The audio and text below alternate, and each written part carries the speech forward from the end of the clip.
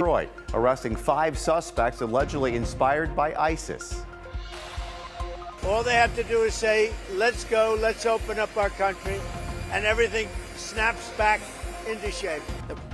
Federal judges side with states in the fight over SNAP benefits as the government shutdown enters day 31, and President Trump pushing for changes in the Senate. The standoff shows no sign of ending. Hurricane Melissa leaves a trail of destruction across the northern Caribbean. Dozens dead, communities devastated, a massive cleanup underway as the storm moves past the U.S. and Canada.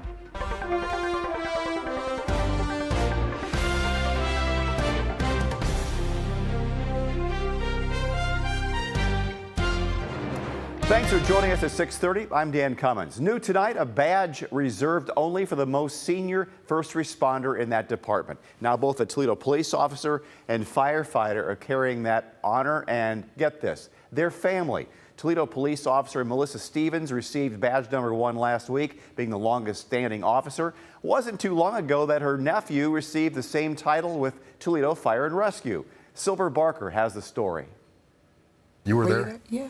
We were first up. Really? Yeah. It's a moment of surprise for the two, realizing they've responded to some of the same scenes over the years without even knowing it. I don't think it's really polite to have conversations about runs and things that we got. It's personal for those people. It's their worst day. Toledo police officer Melissa Stevens and her nephew, Toledo firefighter Kamal Parker, have served the city of Toledo for more than 30 years. They're both tough jobs.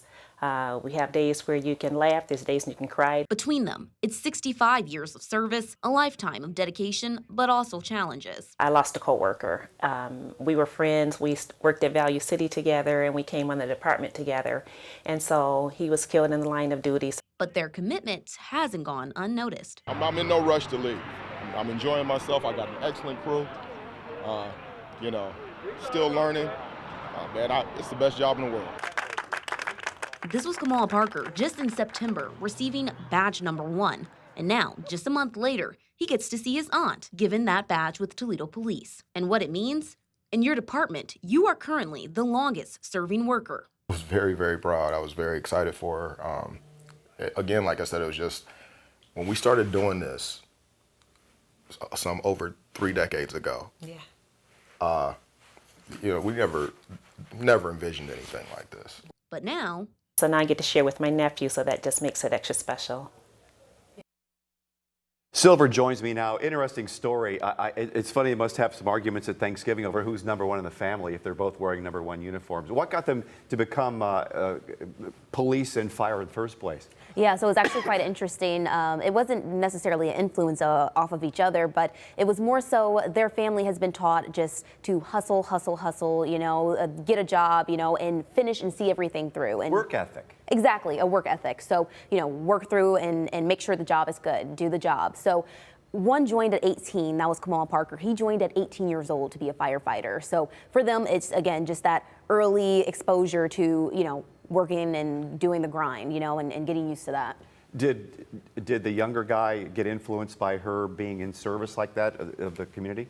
So actually, Kamal he's served longer as a firefighter than Melissa did as a police officer. Okay. Yes, so it kind of was never anything of, oh, you're in that department, I'm going to go and join this department now. It was more so both of them at the time were just like, let's just see what we can do. Not at the same time, but one person got to one point of their life, they're like, let's just see what I can get. One applied with one of their friends, and then the other was just like, I'm 18 now, let's go ahead and do this. So the job is so demanding, not just physically, but also emotionally. The things that you see every once in a while has to stay with you.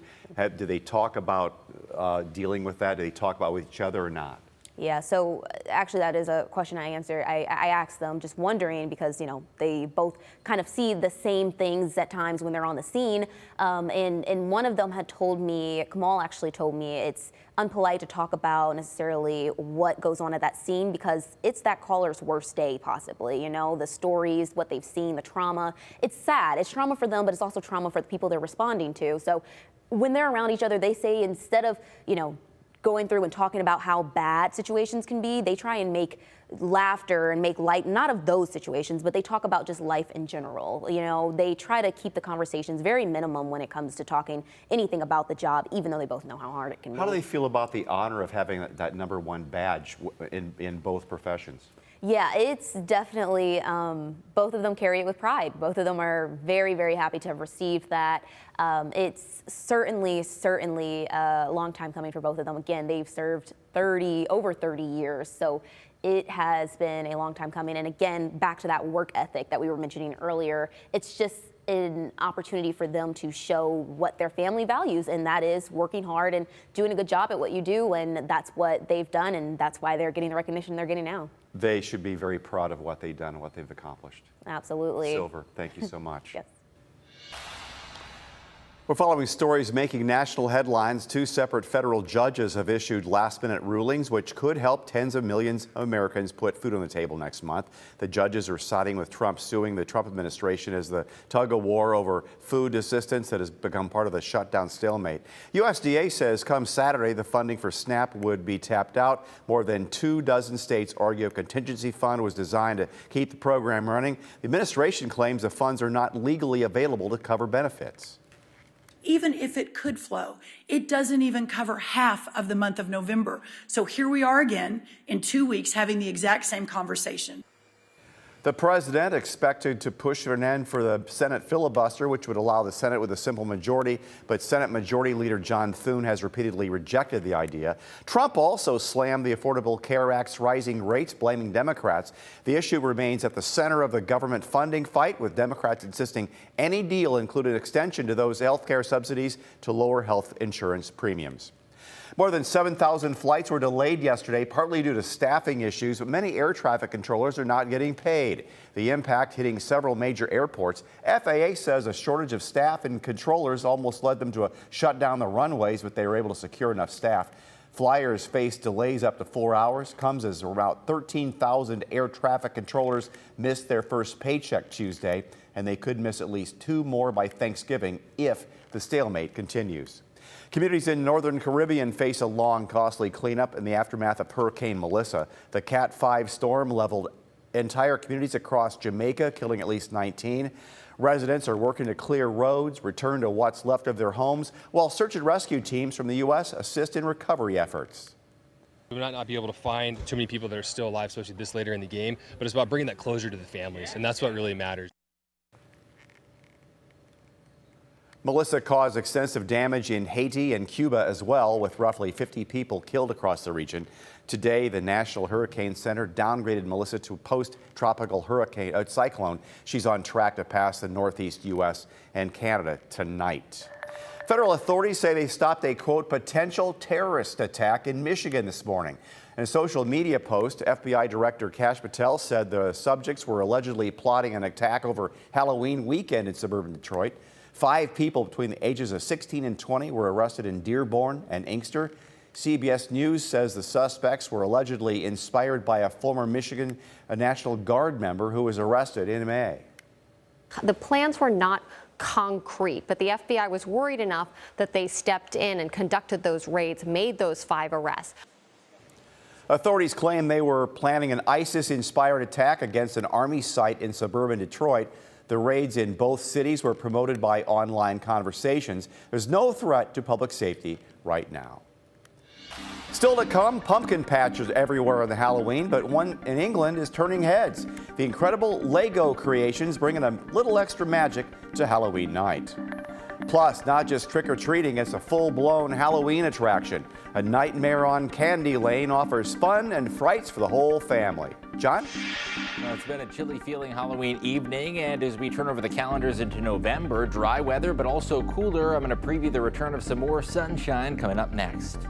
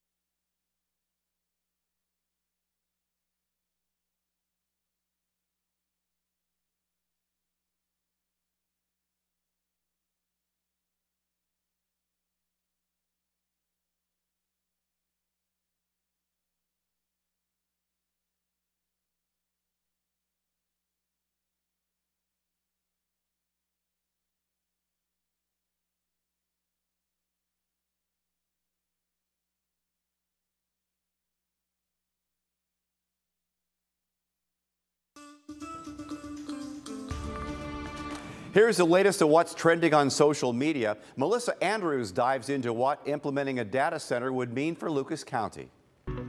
Data centers. We've all heard about them, and it turns out Lucas County may be the next big destination for them. They're massive buildings that store and process all the information that keep the internet running. But not everybody's happy about this. I recently talked to a local builder who had plans for more than 300 homes near Fallen Timbers Mall. Parks, bike paths, the whole deal. And then suddenly, the owner of the land just didn't come to the closing table, so the two are now involved in a lawsuit. Now, this builder thinks that a data center might be eyeing this land. People have been filling community meetings like this, really concerned about these data centers. I went to the county and they say, hold on, no deals are in place yet. But they are in the process of identifying communities that would be friendly to data centers. Data centers bring in huge tax revenue, up to $20 million a year, but they don't bring a lot of jobs and they do use a lot of power. For the rest of the story and more, make sure you're following WTOL 11 on all your favorite social media platforms to stay up to date. This weekend marks the 25th anniversary of a milestone in space exploration. Since the year 2000, the International Space Station has been continuously occupied. Expedition 1 lifted off October 31st, 2000. By NASA's count, 290 people from 26 countries have visited the space station the last 25 years. 7 are up there right now, representing the U.S., Russia, and Japan. You can spot pumpkin patches almost anywhere this Halloween, but one is making visitors do a double take. In England, 9 gigantic gourds made from 44,000 Lego bricks are nestled among 500 real pumpkins in the park's Halloween celebration. The pumpkins weigh more than 225 pounds, took 134 to build. Creators say the trick wasn't just finding enough orange bricks, it was making them look round. That's pretty impressive. It is. And we were talking earlier today, none of us realized that they even have Halloween or anything resembling that in England. I feel like it's an international thing. Is it really? Has Yeah. it become that big? I mean, I feel like anyone will do anything for candy, you know, an excuse to... That we do. We love Yeah. candy. Yeah, those Lego pumpkins, though, the squirrels are going to be a little disappointed when they try Won't to they, take a though? bite out of it. Yeah, It's they like, do. "Ooh, can't eat that." Boy, the weather sure was very mild for trick-or-treating tonight. Yeah, no snow in the forecast like a couple years ago. It is a little breezy still, though, Dan, so light jacket definitely required. Temperatures dropping back to the 40s tonight, and it's hard to believe November starts this weekend. Where's How the about time that? going? Also, the time change. We're going to get more on that in your full forecast. Let's jump into that weekend forecast that does feature dry weather as we turn over the calendars into November. Not expecting any sort of rainfall this evening or this weekend. Highs are only going to be in the 50s, but those overnight lows are going to be in the 30s, and there could be morning frost both Saturday and Sunday mornings. Current radar and satellite picture does show you mostly gray and overcast conditions. There was just a sliver of sunshine, though, and areas west of Toledo near the state line, Williams and Defiance counties in particular, have seen just a few glimpses of sun this evening. An area of low pressure has moved over New England. This is what brought us all that rain yesterday. That is now history, but it is bringing some showers and even a little bit of snow into parts of the Adirondacks in northern New York, where there could be a slushy minor accumulation. Here at home, our temperatures are generally around 50 degrees. Across the metro, just before 7 p.m. at about 50. Areas west of town, like Henry County as well as Hillsdale County, have fallen back into the upper 40s, and we're going to be dropping off quickly tonight, especially as some of those clouds thin out. I do expect overnight lows down in the mid-30s. Wind gusts have calmed down a little as well. Those gusts across the metro down to about 15 to 20 miles per hour. So the hour-by-hour forecast as you're heading out the door for your morning walk, you may need the winter coat. We're going to be down in the 30s, and there could be some areas of patchy frost. Into the afternoon, November 1st, going to be pretty seasonable at about 54 degrees to 55. That's about average for early November. Now, looking at the weekend forecast, the winds are also going to be calmer. So your Saturday forecast featuring those temps in the mid-50s, the breeze down to 5. 5 to 10 miles an hour with a very, very light westerly wind. So weather impacts that we're tracking this weekend and beyond. Cool and dry this weekend. There is going to be a brief warm up that'll send those temperatures climbing up into the 60s through the middle of the week. And the long range outlook does bring us the return of some rainfall, mainly into next weekend. So let's talk rain chances. There is a very slim chance for a brief passing shower both Monday and then again Wednesday. But our next meaningful chance of widespread rain, that is going to hold off until next Friday into the weekend. Overall, a fairly mild early November weather outlook with most of the days in the 50s and even a couple 60s for those high temperatures. Midweek, it is going to be breezy but mild at 63 degrees Wednesday. Next weekend, that is our next chance for widespread rain showers. Friday, Saturday in particular with a 40%, and then again some additional showers possible Sunday, so you will need that umbrella next weekend. But this weekend, likely to be a totally dry start to November. Dan.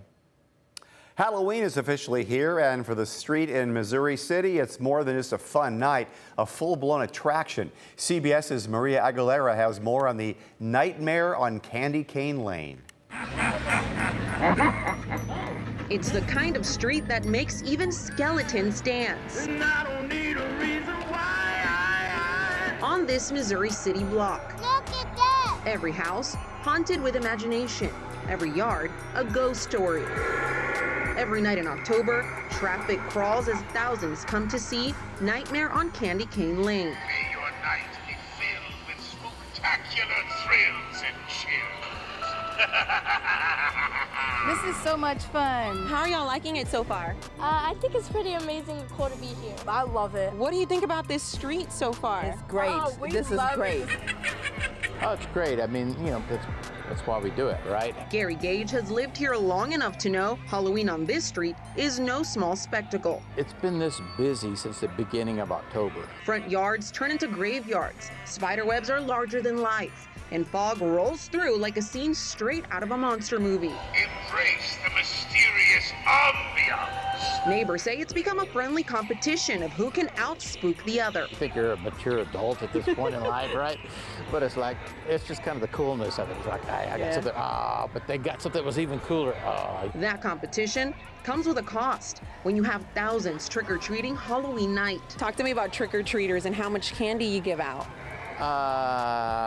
Yeah, hundreds of dollars worth. Yeah. He says it's worth it to see the families light up at the sight of this. And all the little kids, they love the Halloween decorations, so it's so fun to see a neighborhood like go all out for it. Families coming from all over just to take in every glowing, spooky detail. You drove an hour to bring them here? Yes, ma'am. Everything's just decorated. It gives Halloween. A Halloween tradition built on lights, laughs, and a little friendly fright.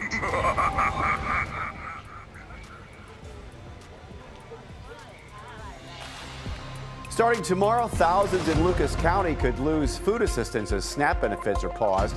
How local leaders and food banks are stepping in to help families make ends meet. Ohio finally has a new congressional map after 3 years of back and forth. Will this map survive the courts, or will the redistricting saga continue? And he served his country decades ago. Now his community is serving him. How local crews came together to surprise a local veteran and give him a reason to smile.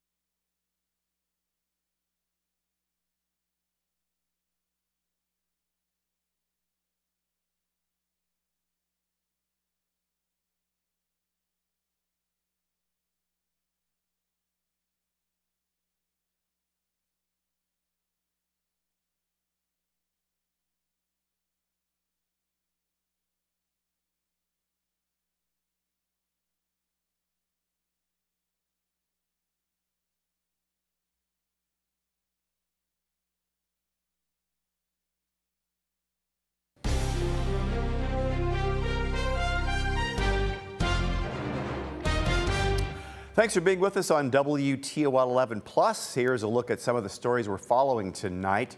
Local officials and community partners are addressing the pause in SNAP benefits set to go into effect tomorrow.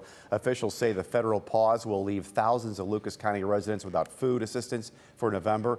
On Tuesday, Lucas County Commissioner Lisa Sobecki will introduce a resolution to distribute $100,000 from the county to 2 food banks. Commissioners say EBT cards will not be added as of November 1st, but if you have any remaining funds, you will still be able to use them.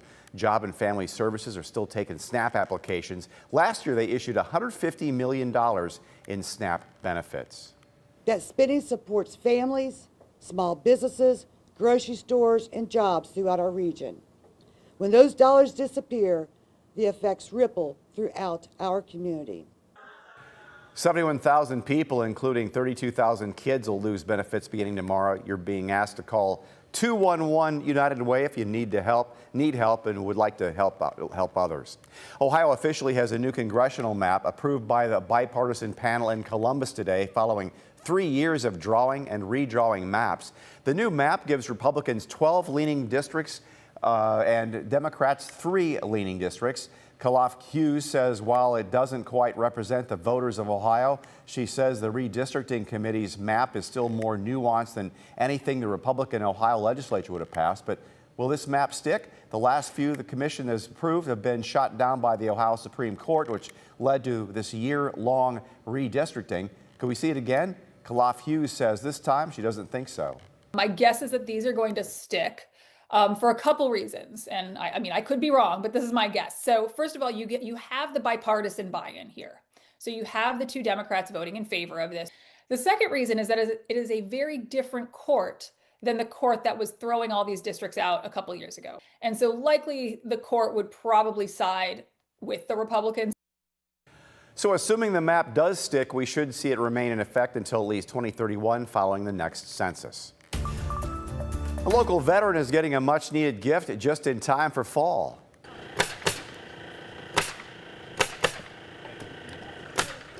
A local U.S. veteran received a brand new roof thanks to a national program and local partners. Crews for Salinas Exteriors arrived at Tom Borton's home. He's a Vietnam Army veteran, began installing a new roof. Thomas and his wife are so grateful for help. He's got health problems and well, I got a few, but he's also a cancer patient, so it's a real blessing. Yep, it's a real blessing. Need all the help we can get sometimes, and this has been a big help.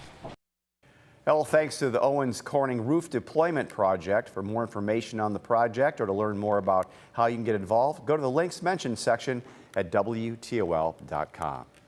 If you've ever watched an Ohio State football game, chances are you've seen him. The scarlet and gray face paint, the Buckeye necklace, and that unmistakable smile. Fan favorite, John Peters, better known as the Big Nut. That face paint means a lot more than football. Here's a new episode of The Leaderboard. Jamison Turbrock and I talk with him about how his role came to be and what it all means to him. But I've always been a big nut from birth. It all began back in 1995 at a local Best Dressed Buckeye contest in Sandusky County. Due to applause, I won that basket of cookies that night, but then I knew I had to do something different the following year because I was up against a bunch of older ladies that wore the fancy stitch cardigan sweaters. John Peters showed up decked out in his scarlet gear, walked away with a basket of cookies. So the following year, the grand prize was a 3-foot-high Buckeye snowman for your man cave, and I really wanted to win it bad, so that's when I did the face paint. A few years later, he took that paint job all the way to Tempe, Arizona for Ohio State's 2002 National Championship game against Miami. When cameras found him in the crowd, the Big Nut became a Buckeye icon overnight. So I was very blessed to be seen, painted up on the championship game on the DVD, and it's kind of started ever since. The paint itself is a process, one that takes time, teamwork, and patience. And for that, Peters gives credit to his wife, affectionately known as First Lady Nut. I couldn't do what I do if it wasn't for First Lady Nut. She does all the painting. She would paint about 95% of it, and it used to take an hour and a half, bad mood, 2 hours. Now she's got to scale down to about an hour, and so it is quite of a process. From the layers of paint to the hundreds of fans who stop for photos every game, it's all part of a routine that's grown beyond the stands. Well, we became a 501c3 back in 2011, and to date we have raised and given out over $355,000. We're very blessed that we can do this to help students that are going to attend The Ohio State University. And it's our way of paying forward, as the great Woody Hayes always talked about. The foundation now serves 16 high schools across Northwest Ohio, including every school in Sandusky and Ottawa counties. This year, they'll hand out up to 18 scholarships funded by donations, fundraisers, and appearances. I did not graduate from The Ohio State University, and this is a form of healing for me. It really is.